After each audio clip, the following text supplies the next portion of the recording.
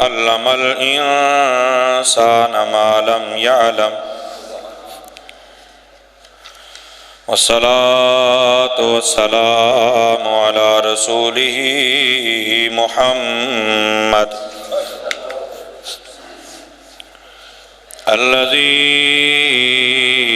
أرسله إلى العرب والعجم وعلى آله وأصحابه الذين من خير الأمم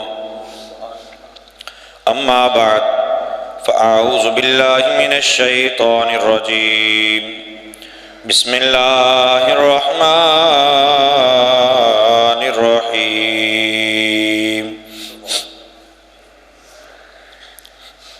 قالوا يا موسى إنا لن ندخلها أبدا ما داموا فيها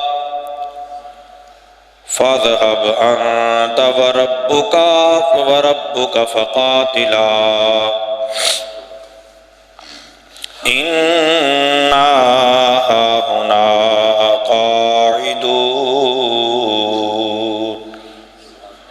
قال رب إني لا أملك إلا نفسي وأخي فافرق بيننا وبين القوم الفاسقين قال فإنها محرمة عليهم 40 سنة يتيهون في الأرض فلا تأس على القوم الفاسقين آمنت بالله صدق الله مولانا العظيم إن الله وملائكته يصلون على النبي يا أيها الذين آمنوا صلوا علیہ وسلموا تسلیما درود پاک پڑھی صلی اللہ علیہ یا رسول اللہ وسلم علیک یا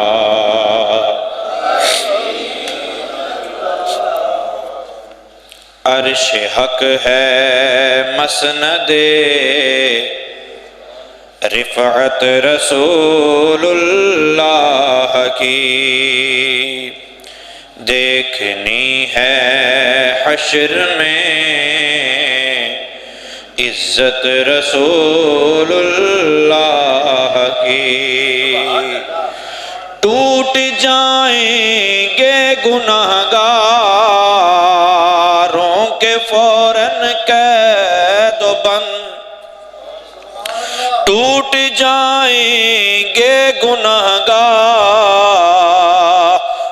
کے فوراً قید و بند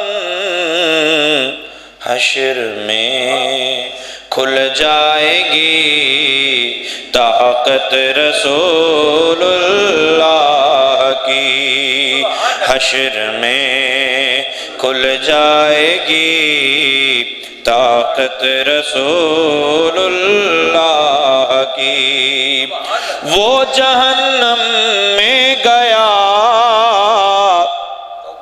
جو ان سے مستغنی ہوا ہے خلیل اللہ کو حاجت رسول اللہ کی ہے خلیل اللہ کو حاجت رسول اللہ کی سورج الٹے پاؤں پلٹے چاند اشارے سے ہو چاک سورج الٹے پاؤں پلٹے چاند اشارے سے ہو چاک اندھے نجدی دیکھ لے قدرت رسول اللہ کی اندھے نجدی دیکھ لے قدرت رسول اللہ کی۔ قرآن پاک کی سورہ مائدہ، اس کی آیت نمبر 24، 25 اور 26 میں نے آج پڑھی ہے۔ 20، 21، 22، 23 یہ ہم پیچھے بھی بیان کر چکے ہیں۔ پارہ نمبر 6 ہے، موسیٰ علیہ السلام نے قوم جبارین کے خلاف جب جہاد کا اعلان کیا اور اپنے ساتھی بنی اسرائیل سے فرمایا کہ جہاد کرتے ہیں، جاسوسی کے لیے بندے بھیجے۔ وہ 12 بندے گئے، واپس آ کے انہوں نے جو بتایا، یہ خلاصہ پچھلے جمعے والا اختصار کے ساتھ عرض کر رہا ہوں، انہوں نے آگے بتایا کہ موسیٰ ہم ان سے لڑ نہیں سکتے۔ اس پہ میں نے اشارہ دیا تھا کہ ان کے پاؤں کا جوتا اس کی چھاؤں کر کے 70 بنی اسرائیل اس کے نیچے بیٹھ گئے تھے۔ جن کا پاؤں اتنا بڑا ہو ان کی ٹانگیں کتنی بڑی ہوں گی، پھر وہ خود کتنے بڑے ہوں گے۔ لیکن ڈر وہ بھی گئے۔ انہوں نے پہلے بلعم بن باورا سے دعا کے لیے کہا، وہ دعا اس کے خلاف بھی ہو گئی، وہ تباہ و برباد ہوا۔ ان کو جب موسیٰ علیہ السلام نے فرمایا کہ اللہ تعالیٰ تم سے وعدہ کر چکا ہے کہ میں تمہیں فتح دے دوں گا، تم ارض مقدسہ میں داخل ہو جاؤ، تمہارا کام ہے بستی میں یوں داخل ہونا، وہ اس طرح سے بھاگ جائے۔ تو انہوں نے غصے سے کہا کہ موسیٰ تو ہمیں مروانے کے چکر میں، فاذهب انت وربک فقاتلا، تو تیرا رب جا کے لڑ لو، انا ہاہنا قاعدون، ہم تو یہیں بیٹھے ہیں۔ پھر موسیٰ علیہ السلام نے ایک جملہ بولا جو سمجھنے والے کے لیے تو 2 اشک ہی کافی ہیں گر اثر کریں، سمجھنے والے کو تو اتنی ہی کافی ہوتی ہے۔ موسیٰ علیہ السلام نے کہا مولا کریم میں تو جانا چاہتا ہوں، میرا بھائی بھی جانا چاہتا ہے، گارنٹی صرف میں اپنی اور اپنے بھائی کی دے سکتا ہوں۔ اب تیری بارگاہ میں التجا یہ ہے، قال رب انی لا املک الا نفسی و اخی، مولا کریم میں اپنی ذات کا مالک ہوں اور اپنے بھائی کا، فافرق بیننا و بین القوم الفاسقین، اب یہ تیرے ہیں، یہ مجرم ہو گئے، ان کو ہم سے الگ کر دے، بس ان کو ہم سے الگ کر کے سزا دے دے۔ اور آمنہ کے لال نے کبھی اپنی امت کے بارے میں یہ نہیں کہا۔ یہ کمال کا فرق ہے۔ موسیٰ علیہ السلام نے جب یہ ارشاد فرمایا تو اللہ تعالیٰ فرماتا ہے اب ان کو اس جگہ پر جانے میں سال لگ جائیں گے، ان کو سزا دینی میں نے۔ 40 دن انہوں نے بت پرستی کی تھی، تو 1 سال کے بدلے سزا ان کو یہ ہے کہ 40 سال تک یہ اس میدان میں گھومتے رہیں گے۔ 27 میل، اب یوں کہہ لیں کہ 50 کے قریب کلومیٹر، کتنے کو ہوں گے؟ 51 کلومیٹر کا علاقہ تھا۔ یہ صبح سے چلتے، شام کو تھک کے لیٹ جاتے، صبح اٹھتے تو پھر وہیں ہوتے جہاں سے چلے تھے۔ پھر انہوں نے پروگرام بنایا یار رات کو چلتے ہیں، یہ رات کو نا جگہ گھوم جاتی ہے تو رات کو چلتے ہیں، یہ رات کو چلے، صبح تک چلتے رہے، پھر تھک کے لیٹ گئے، اٹھے تو پھر وہیں تھے جہاں سے چلے تھے۔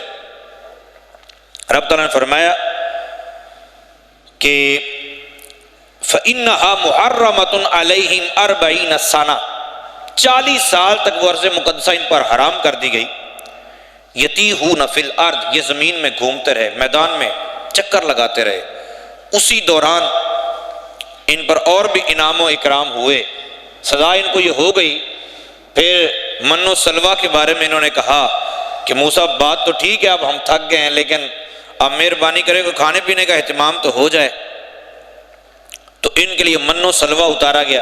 یہ جو کھمبی ہوتی ہے نا، کھمبی یہ گرمیوں میں عموماً نکلتی ہے، میرے آقا صلی اللہ علیہ وسلم نے فرمایا یہ اس من کی ایک قسم ہے۔ تو من و سلوہ ان کے لیے اتارا گیا. من و سلوہ ان کو پھر یہ فرمایا گیا کہ تم نے سنبھال کے نہیں رکھنا. ان کی اوقات اور ان کے معاملات بھی سنتے رہنا چاہیے. پھر اپنی طرف بھی توجہ کرنی چاہیے کہ ہم جرم بھی کرتے ہیں اور ساتھ میں حقیقت کے متلاشی بھی رہتے ہیں. تو انہوں نے کھانا سٹاک کر لیا. بھائی کل کو نہ آیا, پھر اللہ کی نبی کی بات پہ یقین نہیں کیا, پھر کھانا باسی ہونا شروع. اس سے پہلے کھانا باسی نہیں ہوتا تھا. میرے آقا صلی اللہ علیہ وسلم نے فرمایا بنی اسرائیل اگر یہ نہ کرتے تو کھانا کبھی خراب. جرم کب کا ہوا ہے؟ ہزاروں سال پہلے, اور اس کی نحوست ابھی کسی نہ کسی انداز سے موجود ہے. تو انہوں نے کھانا سٹاک کیا, خیر کھانا خراب ہونا شروع ہو گیا. پھر انہوں نے کہا جی اسی تو گوشت کھا کے بھی اک گئے ہیں, تو اب کوئی سبزی بھی ہونی چاہیے. مما تنبت الارض من بقلها وقثائها وفومها وعدسها وبصلها, ہیں کوئی دالا شالا ہون. تو موسیٰ علیہ السلام نے وہ بھی دعا کر دی. اللہ تعالیٰ نے فرمایا کہ تمہیں جو میں دے رہا ہوں تم اس سے بھی صبر نہیں کر سکے. اچھا یہ یاد رکھیے جو کھانا جنت سے آتا ہے, آپ سوچ رہے ہوں گے بھی ہم تو دنیا میں بھی گوشت کھا کے اکتا ہی جاتے ہیں, لیکن جو جنت کا کھانا آتا ہے یا ان کے لیے جو من و سلوہ اترتا تھا نا, اس کو کھا کے بندہ اکتاتا نہیں ہے, اس کا تو کمال ہی الگ ہے. خیر یہ سارے معاملات ان کے لیے ہوتے رہے. 20 سال سے زائد عمر والے جتنے تھے سارے کے سارے اس دوران فوت ہو گئے. 12 بندے گئے تھے جاسوسی کرنے کے لیے, ان میں سے 10 آ کے پزل ہو گئے, متزلزل ہوئے, وہ بھی ان کے ساتھ ہی ختم ہو گئے. 2 بندے بچے, کالب بن یوحنا اور یوشع بن نون. اسی دوران حضرت ہارون علیہ السلام کا بھی انتقال ہو گیا. اسی دوران حضرت موسیٰ علیہ السلام کا بھی وصال ہو گیا. لیکن یہ 40 سال چلتے تھے تو موسیٰ علیہ السلام حضرت ہارون علیہ السلام کہاں تھے؟ اس کے حوالے سے 2 قول ہیں. ایک قول یہ ہے کہ حضرت موسیٰ علیہ السلام ان سے الگ تھے. حضرت موسیٰ علیہ السلام نے فرمایا بھی جدو تسی پہنچ جو اسی بھی آ جائیں گے پیچھو, تو چلو. اب یہ تو 40 سال وہاں دھکے کھاتے رہے. حضرت موسیٰ علیہ السلام حضرت ہارون علیہ السلام الگ رہے.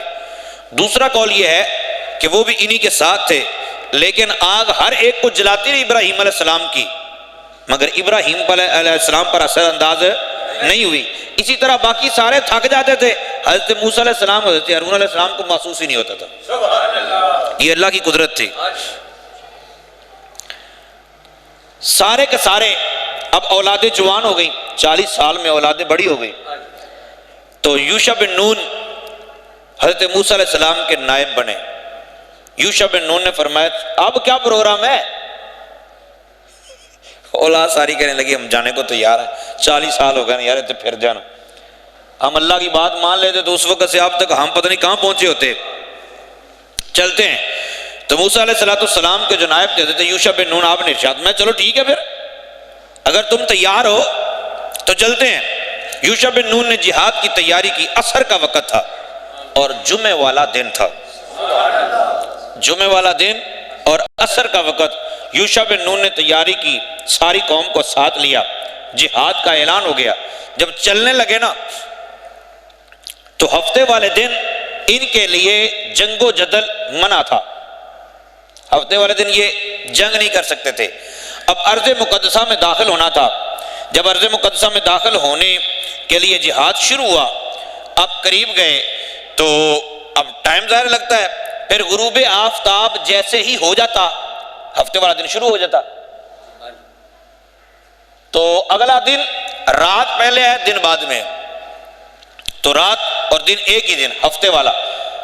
اب جب سورج کو دیکھا نا حضرت یوشع بن نون نے, یوشع بن نون کے بارے میں ایک قول یہ ہے کہ آپ نبی ہیں اور ولی تو سارے ہی مانتے ہیں. اب اللہ کے ایک پیارے کی بات سنانے لگا ہوں. ہم بہت ساری باتوں کو سنتے بھی ہیں اور پھر پریشان بھی رہتے ہیں کہ یار یہ کیسے ہو سکتا ہے.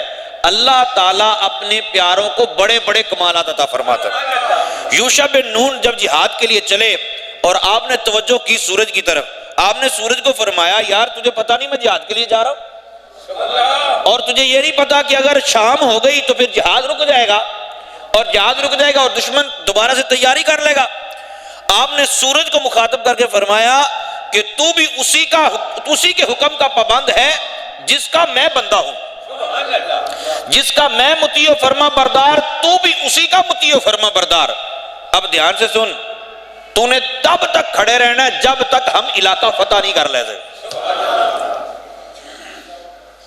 اب سورج نے پوچھا ہوگا اللہ تعالیٰ کی بارگاہ میں، مولا کریم اب کیا کروں؟ تو فرمایا ویسے ہی کر جیسا میرا پیارا کہتا ہے۔ تو حضرت موسیٰ علیہ السلام کے ساتھی یوشع بن نون،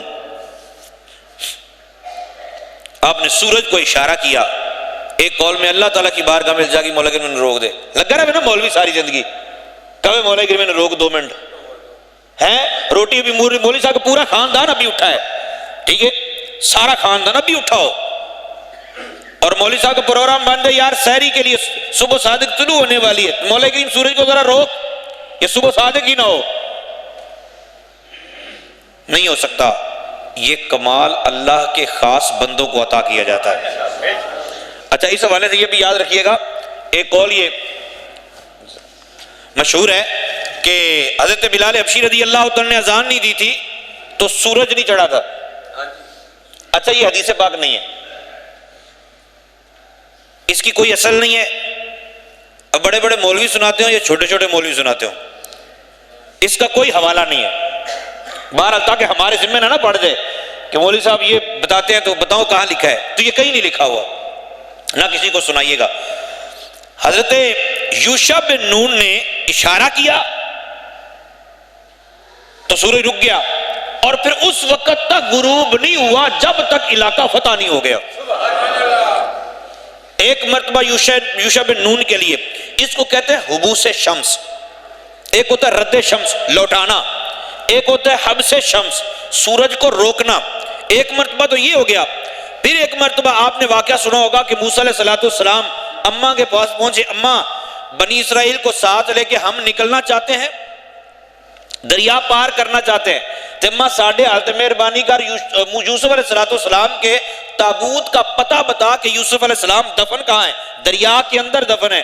اماں نے کہا تھا، یہ اشارتاً بتا رہا ہوں، اماں نے کہا کہ موسیٰ میں بتا تو دوں گی لیکن میری 2 شرطیں ہیں، پہلی شرط یہ ہے کہ مجھے جوان کر دو، اماں کی عمر تھی 500 سال، ایک تو مجھے جوان کر دو، دوسری میری شرط یہ ہے کہ آپ جنت میں مجھے اپنا پڑوس عطا کر دیں۔ یہ 2 شرطیں میری پوری ہو جائیں گی تو میں آپ کو یوسف علیہ السلام کا تابوت کا پتہ بتا دوں گی۔ یہ پتہ بتاتے بتاتے بھی دیر ہو گئی، اور ادھر حکم یہ تھا کہ طلوع آفتاب سے پہلے طلوع فجر سے پہلے نکلنا ہے، تو سورج اپنی روٹین سے چل رہا تھا، تو موسیٰ علیہ السلام نے اللہ کی بارگاہ میں التجا کی، مولا کریم ذرا انہوں تو روکی، ہم ذرا اپنے میں معاملات طے کر رہے ہیں تو ذرا سورج روکنا، تو سورج اس وقت بھی روک دیا گیا۔ اور پھر حضرت سلیمان علیہ السلام گھوڑوں کی تیاری میں مصروف تھے، گھوڑوں کی تیاری میں، جہاد کی تیاری میں مصروف تھے، تو آپ کی عصر کی جو آپ نماز پڑھتے تھے عصر کے وقت میں، وہ نماز آپ کی قضا ہو گئی۔ جب نماز قضا ہوئی تو حضرت سلیمان علیہ السلام نے فرشتوں کو کہا اس سورج کو واپس لے گیا بھائی، سورج کو واپس لے، تو سورج کو واپس لایا گیا۔ یہ پہلے کی باتیں بتا رہا ہوں، سورج کو واپس لایا گیا۔ رد شمس یا حبوس شمس، سورج کو روکنا، نبی پاک صلی اللہ علیہ وسلم کی غلاموں، یہ تو تھی باتیں پہلے والی، اب ہے نبی پاک صلی اللہ علیہ وسلم کی ذات کرام۔ سرکار دو عالم صلی اللہ علیہ وآلہ وسلم غزوہ خندق کے موقع پر امام قاضی ایاز رحمۃ اللہ تعالی علیہ نے نقل فرمایا اس روایت کو، ملا علی قاری رحمۃ اللہ تعالی علیہ آپ نے بھی لکھا کہ سورج غروب ہو گیا، خندق کھود رہے تھے، اور خندق کھودنا اتنا آسان نہیں ہے، یہ تو کبھی وہاں جائیں اللہ تعالیٰ لے جائے پھر اس پتھریلے علاقے کو چھو کے دیکھیں کہ یہاں کدال چلانا اور کئی گز چوڑی اور کئی گز گہری کھائی کھودنا یہ کوئی آسان کام تھا؟ اور آمینہ کے لال صلی اللہ علیہ وسلم غلاموں کو ساتھ لے کر کھودتے رہے. عصر کی نماز لیٹ ہو گئی. جب عصر کی نماز مؤخر ہو گئی، قضا ہو گئی، تو رب تعالیٰ کی بارگاہ میں التجا کی، مولا کریم اسے واپس لا. سبحان اللہ. تو سورج کو واپس دوبارہ لوٹایا گیا. ایک یہ ہے. اچھا، ایک اور رحمت عالم صلی اللہ علیہ وآلہ وسلم آپ تشریف فرمائیں. ایک سفر سے واپسی پر مولا علی مشکل کشا رضی اللہ تعالی عنہ بیٹھے ہوئے ہیں اور سرکار دو عالم صلی اللہ علیہ وسلم ان کی گودی میں سر رکھ کے آرام فرما رہے ہیں. سبحان اللہ. اب اس پہ مختلف طرح کے اعتراضات ہو سکتے ہیں، کیونکہ مکھی کبھی بھی اچھی جگہ پہ جا کے تھوڑی بیٹھتی ہے. اپنے اپنے ذوق کی بات ہوتی ہے. ہر بندہ اپنے اپنے انداز سے خانہ تلاشیاں شروع کر دیتا ہے. تو اعتراض ہو سکتے ہیں، جی حضرت علی رضی اللہ عنہ نماز نہیں سی پڑھی ہے جی، بھئی تینوں ٹھیکہ حضرت علی دی نماز دا. اب حضرت علی رضی اللہ عنہ نبی نہیں پڑھی تھی. وہ کیوں نہیں پڑھی تھی؟ بھئی کیوں نہیں پڑھی تھی ہمیں نہیں پتا. پھر اس طرح کے نا سکیچ بنا کے لوگ صرف اپنے دل کو تسکین پہنچانے کے لیے، دیکھو جی رسول پاک صلی اللہ علیہ وسلم، ایک میسج چل رہا ہے اور ایک جاہل آدمی اس نے ویڈیو بنا کے بھی اپلوڈ کی ہوئی ہے. تو وہ کہتا جی رسول پاک صلی اللہ علیہ وسلم کی شادی 25 سال کی عمر میں ہوئی، پھر پہلے اتنے سال میں بچہ کوئی نہیں ہوا، پھر بیٹا پیدا ہوا تو فلاں ہوا، تو پھر یہ ہوا، تو پھر وہ ہوا، تو پھر وہ ہوا، تو پھر وہ ہوا، تو پھر وہ ہوا. بتاؤ نبی کی 4 بیٹیاں کیسے ہو گئی؟ اچھا یہ ساری کتابوں میں لکھا ہے جی 4 سال تک بچہ پیدا کریں. بھئی کون سی کتاب میں لکھا؟ ہمیں بھی تو بتا. اچھا ساریاں بھی لکھا ہے، بھئی کسی ایک کا نام بتا. اور ہمارے بھولے بالے ایسے ہی ہل جاتے ہیں، دیکھو جی وہ کہہ رہا ہے ساری کتابوں میں یوں لکھا ہے، ساری کتاب. بھئی کون سی ساری کتابیں؟ جو ہمارے ابا جی نے لکھی ہیں اس ساری کتابوں میں لکھا ہے. اللہ تعالیٰ عقل سلیم عطا فرمائے. اعتراض کرنے والے کو اعتراض کرنے کی جگہ مل ہی جاتی ہے، ٹھیک ہے نا، اس میں ایسی کوئی بات نہیں. ابو جہل نے رسول پاک صلی اللہ علیہ وسلم پہ نہیں کیا. رحمت عالم صلی اللہ علیہ وآلہ وسلم کی حضرت علی رضی اللہ عنہ نے نماز نہیں پڑھی تھی. امام قاضی ایاز رحمت اللہ تعالی علیہ آپ فرماتے ہیں کہ یہ حدیث صحیح ہے. علامہ ابن حجر اسقلانی رحمت اللہ تعالی علیہ فتح الباری میں لکھتے ہیں کہ یہ حدیث صحیح ہے. جو حدیث میں عرض کرنے جا رہا ہوں، اب کیسے ہوا تھا، کیوں ہوا تھا، اس چکر میں پڑھنے کی ہمیں ضرورت نہیں ہے. بات اتنی ہے کہ رحمت عالم صلی اللہ علیہ وآلہ وسلم گود میں سر رکھ کر لیٹے ہوئے ہیں. حضرت علی مرتضیٰ رضی اللہ تعالی عنہ نے محبوب پاک علیہ السلام کو جگایا نہیں. سرکار لیٹے رہے. حضرت علی رضی اللہ عنہ کی نماز قضا ہو گئی. سبحان. نماز عصر کو قربان کر کے ان کی ہستی پر علی مولا نے بتلایا، علی مولا نے بتلایا، عبادت ہو تو ایسی ہو. عبادت بھی وہ ہونی چاہیے نا جس میں آمینہ کے لال کی محبت شامل ہو. تو نبی پاک صلی اللہ علیہ وآلہ وسلم حضرت علی المرتضیٰ رضی اللہ تعالی عنہ کی آنکھوں سے آنسو جاری ہو گئے. اب اپنے اپنے انداز اس کو بیان کرتے ہیں. میں تو کبھی کبھی حیران بھی ہوتا ہوں، وہ حضرت علی کی آنکھوں سے آنسو نکلے، پھر وہ سرکار اتنی جرت ہے حضرت علی کی کہ وہ رسول پاک صلی اللہ علیہ وسلم کو آنسو گرا کر ہی جگا دیتے. جب نبی پاک صلی اللہ علیہ وسلم اٹھے سبحان اللہ، تو حضرت علی مرتضیٰ رضی اللہ عنہ نے عرض کی، غمگین پایا، فرمایا علی کیا بات؟ عرض کی حضور نماز اثر رہ گئی تھی. سبحان اللہ. تو رحمت عالم صلی اللہ علیہ وسلم نے فرمایا پریشان کیوں ہوتے ہو؟ سبحان اللہ. تو انگلی کا اشارہ کیا. اب یہ بات اس کو کیسے سمجھائی جا سکتی ہے جو یہ کہتا ہے کہ نبی تو مکھی کا پر نہیں بنا سکتا؟ یہ بات اس کو کیسے سمجھائی جا سکتی ہے کہ جو کہتا ہے کہ معراج کا واقعہ بھی خواب کا واقعہ ہے؟ یہ بات اس کو کیسے سمجھائی جا سکتی ہے کہ جو کہتا ہے نبی کے چاہنے سے کچھ نہیں ہوتا؟ ہاں یہ بات اس کے ذہن میں اتر بھی سکتی ہے اور اس کے دل میں جگہ بھی بنا سکتی ہے. جس کو یہ پتا ہے کہ آمنہ کے لال اشارہ کرے تو پتھر بھی چل کے حاضری دیتے ہیں، اس کو یہ بات آسانی سے سمجھ آ جائے گی، جس کا عقیدہ یہ ہوگا کہ رسول پاک صلی اللہ علیہ وسلم انگلی کا اشارہ کریں تو کھجوروں کو خوشہ ٹوٹ کے آپ کی بارگاہ میں حاضری بھی دیتا ہے، آپ اشارہ کرتے ہیں تو دوبارہ بھی وہاں چلا جاتا ہے۔ اس کو یہ بات آسانی سے سمجھ آ سکتی ہے۔ جس کو یہ پتا ہو کہ رحمت عالم صلی اللہ علیہ وسلم نے قضاء حاجت فرمانی ہو، آپ نے رفع حاجت کرنی ہو، اور آس پاس کوئی جو آڑ نہ ہو، کوئی دیوار نہ ہو، تو رسول پاک صلی اللہ علیہ وسلم درختوں کو آواز دیں اور درختوں کو اکٹھا کر کے تو آڑ بنائیں اور رفع حاجت فرما لے، اس کو یہ بات آسانی سے سمجھ آ جائے گی۔ اس کو بھی سمجھ آ جائے گی جس کو یہ پتا ہو کہ آمنہ کے لال تو یوں اشارہ کرے تو ہاتھ ساتوں آسمان کے پار چلا جاتا ہے، اس کو یہ بات بالکل آسانی سے سمجھ آ سکتی ہے کہ جو آمنہ کے لال کو یہ سمجھتا ہو کہ اگر وہ انگلی کا اشارہ کرے تو زمین سے بھی بڑا، جس کو ہم سمجھتے ہیں کہ زمین سے بڑا ہے، وہ آسمان کا چاند دو ٹکڑے ہو کے زمین پہ آ سکتا ہے، اس کو یہ بات سمجھائی جا سکتی ہے۔ ہر ایک کی کھوپڑی میں یہ بات نہیں آئے گی، ممکن ہی نہیں ہے۔ شروع میں ہمارے ایک دوست تھے، تو ان کا سٹنٹ کا معاملہ تھا، تو پوچھنے کے لیے گئے تو انہوں نے بولا یہاں سے ڈالتے ہیں۔ میں بڑا حیران ہوں، ڈاکٹر بھی پاگل نے، پرسد یہ تو پا دو، کچھ چیزیں سمجھ میں نہیں آتی نا، کوئی اتنا گھما کے لے کے جانا ہے تو بڑا سیدھا ہی کرو اتو۔ تو یہاں جس مولوی نے رسول پاک صلی اللہ علیہ وسلم پہ اعتراضات کر رہے ہیں نا، وہ مولوی بھی مجھے مشورہ دے رہا ہوگا، نہیں حضرت جی رہنے دو، تو پتا ہے ڈاکٹر نو پتا ہے۔ قربان جاؤں تیرے، یہاں تو ڈاکٹر پہ اعتماد کر رہا ہے، وہاں آمنہ کے لال کے زور بازو پہ اعتماد نہیں کر رہا۔ سبحان اللہ۔ وہ آج میں ایک کتاب ڈھونڈ رہا تھا، کتاب ڈھونڈتے نا میرے سامنے ایک کتاب آ گئی، وہ ویسے میں لے آیا شوق کے لیے، کبھی ایسا ہوا ہی نہیں۔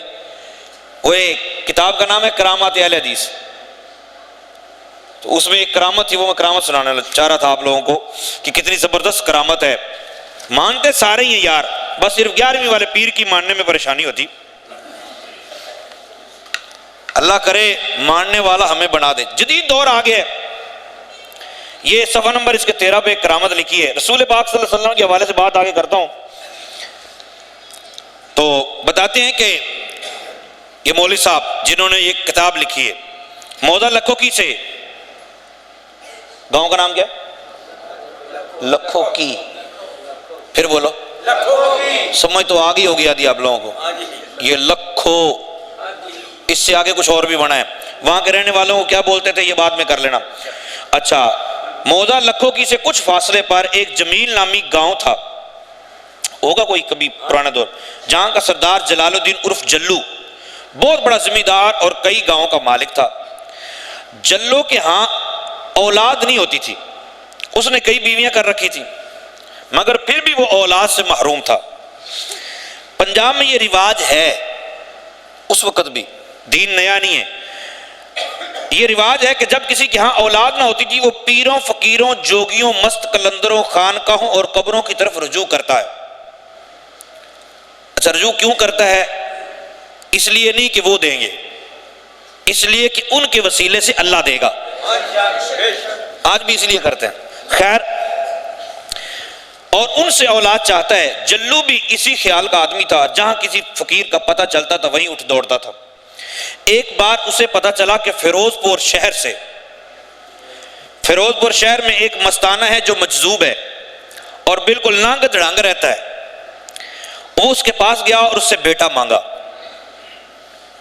مجذوب بولا، نالائق، اگر بیٹا لینا ہے تو لکھوں کی چلا جا۔ مجذوب نے کیا کہا؟ بیٹا لینا ہے تو جلو نے دل میں کہا، وہاں تو سب وہابی ہی وہابی ہیں، ایسے لکھا ہے، وہ پڑھ کے سنا رہے، بھلا وہاں بیٹا کیسے ملے گا؟ مجذوب نے کہا، نالائق، جاتا نہیں، تجھے بیٹا یہاں سے نہیں بلکہ وہاں ہی سے ملے گا۔ جلو اس مستانہ کے ارشاد پر لکھوں کی پہنچا اور مولانا عبد الرحمن صاحب سے سارا واقعہ بیان کر دیا۔ مولانا عبد الرحمن صاحب، یہ جاننے والے ان کو جانتے ہیں کہ یہ بہت بڑے عالم تھے، ان میں مولانا عبد الرحمان صاحب نے کہا یہ نہیں ہے کہ تو پہلے بھی شرک کر کے آیا تو اتنے بھی شرک کرنی آیا ہے نا. مولانا عبد الرحمان صاحب نے کہا میں دعا تو کر دیتا مگر تو منکر قرآن ہے.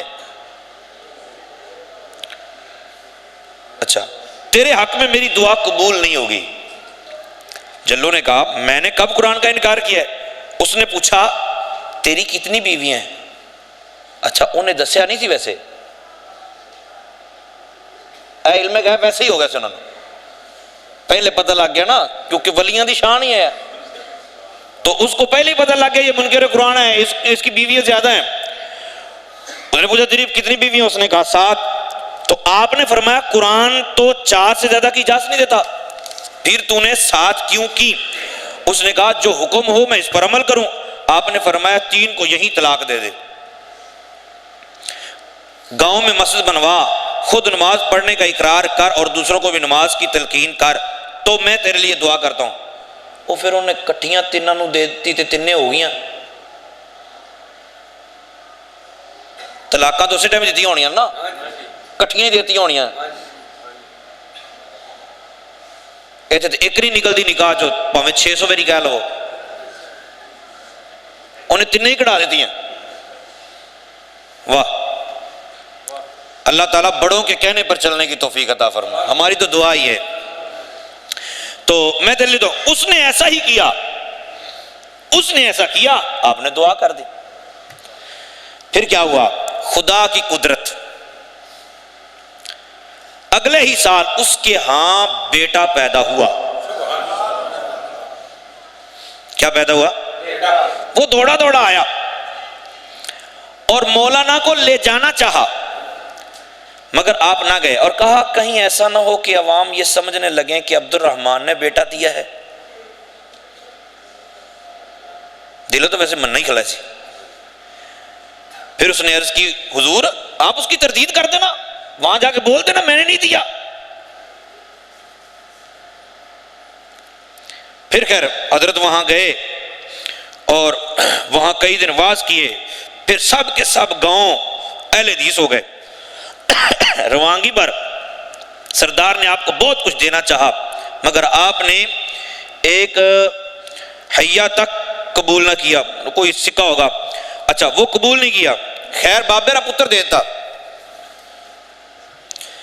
وہ میں نے کافی عرصے سے پڑھا ہوا تھا مجھے مل نہیں رہا تھا. یار کیسی کیسی عجیب و غریب باتیں ہو گئی جی اور کیا کچھ ہو جاتا تھا اور سارے مانتے تھے. یہ پریشانی والا معاملہ اب آگے شروع ہوا ہے. بابا جی کو پتہ بھی چل گیا کہ اس یہ قرآن کا منکر ہے اس کی بیویاں 4 سے زیادہ ہیں. ٹھیک ہے پھر بابا جی نے یہ نہیں کہا اس مستانے نے جو بولا نا کہ بیٹا تجھے وہاں سے ملے گا یہ شرک ہے. اور نہ آج تک کتاب لکھنے والے نے کہا. یہ مولانا عبد المجید صاحب خادم سودروی یہ نام ہے جس نے کتاب لکھی ہے اور مولانا محمد ابراہیم صاحب میر سیال کوٹی اس کا یہ شاگرد ہے جس نے یہ کتاب لکھی اور اب تک چھپ رہی ہے. اسلامی کتب خانہ سیال کوٹ سے یہ چھپی ہے. یہ اہل کرامات اہل حدیث اس کا نام ہے. تو ہم تو کرامات کے منکر ہی نہیں ہیں. ہم کرامات کے منکر نہیں ہیں. اگر یہ دے سکتے ہیں تو 11ویں والا پیر اللہ سے بیٹا کیوں نہیں لے کے دے سکتا؟ مجھے یہ سمجھائیں. پھر یہ کہنا کہ رسول پاک صلی اللہ علیہ وسلم تو اب جابر کے فوت شدہ بیٹے زندہ نہیں کر سکتے. ایک جڑا ہے ہی کو نہیں ہوندا ہی کو نہیں پہ وہ لے کے دے سکتا ہے. تو ان چکروں میں نہ پڑا کریں. یہ جو ہلاک کا طبقہ ہے جو عوام کو صرف منتشر کرتا ہے یہ نہیں ہو سکتا یہ کیسے ہو سکتا ہے یہ کیسے ہو سکتا ہے. یہ سائنس کی کسی ایجاد پہ کسی مولوی کو اعتراض نہیں ہے. نہ مولوی کو اعتراض ہے نہ ہماری قوم کو اعتراض ہے. سائنس کی کوئی سی بھی ایجاد ہے اس کو ماننے کو تیار ہے اور فی سبیل اللہ ماننے کو تیار ہے. ہمیں کوئی زور نہیں دینا پڑتا کہ یہ مانو نہ ہم فوراً مان جاتے ہیں. لیکن نہیں ماننا تو انبیاء کرام کے کمالات کو نہیں ماننا. کافروں نے کہا کہ تم کہتے ہو معراج کا واقعہ ہوا ہے. رسول پاک صلی اللہ علیہ وسلم سے پوچھا معراج کا واقعہ ہوا ہے. سرکار نے فرمایا ہاں میں معراج پہ گیا تھا خام میں نہیں حقیقت میں گیا تھا. انہوں نے کہا اچھا تم یہ بتاؤ گئے ہو گے سفر میں تو آپ گئے نا آخر وہاں سے گزر کے تو آئے ہو تو بتاؤ ہمارے قافلے بھی آ رہے تھے، ہمارے قافلے کب تک یہاں پہنچیں گے؟ آپ سے کوئی بندہ پوچھے آپ قصور سے آئے ہو، گاڑی پہ بیٹھ کے آئے ہو، بتاؤ ہماری بھی گاڑی آ رہی راستے میں، بتاؤ گاڑی کہاں پہ آ گئی ہوگی؟ آپ نہیں بتا سکتے۔ مگر آمینہ کے لال سے انہوں نے پوچھا کہ بتاؤ ہمارے قافلے کب پہنچیں گے؟ میرے آقا صلی اللہ علیہ وسلم نے دن بھی بتایا اور یہ فرمایا کہ جب سورج طلوع ہوگا نا، جب سورج طلوع ہوگا تو سورج طلوع ہونے کے وقت قافلہ آ جائے گا، سورج طلوع ہونے کے وقت قافلہ آئے گا۔ اور کافروں نے کیا کیا؟ کافروں نے کہا یار آج تو قابو آ گیا، قافلہ ہی لیٹ ہو سکتا ہے، کوئی ٹائم آگے پیچھے ہو سکتا ہے، آج تو اس کو جھوٹا کرو۔ مگر رب تعالیٰ کب کرنے دیتا ہے؟ وہ تو قادر ہے نا۔ اب انہوں نے کیا کیا، ایک بندہ بٹھایا ادھر کو منہ کر کے جدھر سے قافلہ آنا تھا، اور ایک بندہ بٹھایا ادھر کو منہ کر کے جس نے یہ بتانا کہ سورج نکل آیا۔ اب دیکھ رہے دونوں ہی کہ قافلے والا کہے گا قافلہ آ گیا اور ادھر والا بولے گا سورج نکل آیا۔ دیکھنا میچ کرتا ہے کہ نہیں کرتا؟ مگر نظام تو اللہ کے ہاتھ میں ہے نا۔ اب ہوا یوں کہ قافلہ لیٹ ہو گیا۔ جب قافلہ ہوا لیٹ تو سورج کھینچنے والے فرشتوں کو اللہ تعالیٰ نے فرمایا کھلو جو ذرا، ٹھہرو، مولا کریم نظام چینج کرنا ہے۔ فرمایا نہیں، میرے محبوب نے فرمایا ہے سورج طلوع ہونے کے وقت قافلہ آئے، تو ہم نے قافلہ نہیں بگانا، لیکن باقی نظام تو ہمارے ہاتھ میں ہے نا۔ نظام وہ بھی اللہ کے ہاتھ میں تھا، لیکن رب تعالیٰ دکھانا چاہتا تھا۔ سورج کو روکا گیا، سورج کو روکا گیا اور سورج رکا رہا۔ اب قافلے والا بھی بیٹھا قافلے کو دیکھنے، آنکھ بھی نہیں جھپک رہا۔ اس نے یوں دیکھا اور بولا قافلہ نظر آ گیا۔ اس سے سورج والے نے بھی کہا سورج بھی نظر آ گیا۔ تو اللہ تعالیٰ محبوب پاک علیہ الصلوۃ والسلام کی عظمت اور آپ کی شان اور آپ کے کمالات کو اتنے اہم انداز سے اجاگر کرنا چاہتا ہے، اور ہم لوگ اسی چکر میں لگے ہیں، نہیں فلاں بھی نہیں ہو سکتا، فلاں بھی نہیں ہو سکتا، فلاں بھی نہیں ہو سکتا، فلاں بھی نہیں ہو سکتا۔ خواب میں تو آپ کو کوئی آ کے بولے یار راتی میں 5 سال حکومت کر لی پاکستان دے، ارے میں نے خواب دیکھا ہے رات، تو آپ نے ہنس کے کہنا مبارک ہو، پھر چلو کرتے لئی۔ خواب پہ تو یہ بھی اعتراض نہیں، آپ کا سمجھتے ہیں مکے کے کافروں کو سمجھ نہیں تھی، وہ بڑے سمجھدار تھے۔ انہوں نے اعتراض تبھی کیا جب آمنہ کے لال نے فرمایا کہ میں بما جسم گیا ہوں۔ ان کو اعتراض اس لیے تھا، ان کو اعتراض اس لیے تھا، تو اعتراض کیا تو جواب مل گیا۔ لیکن یہاں مولوی کو کون سمجھائے؟ وہ کہتا خواب چی ہویا میرا آج۔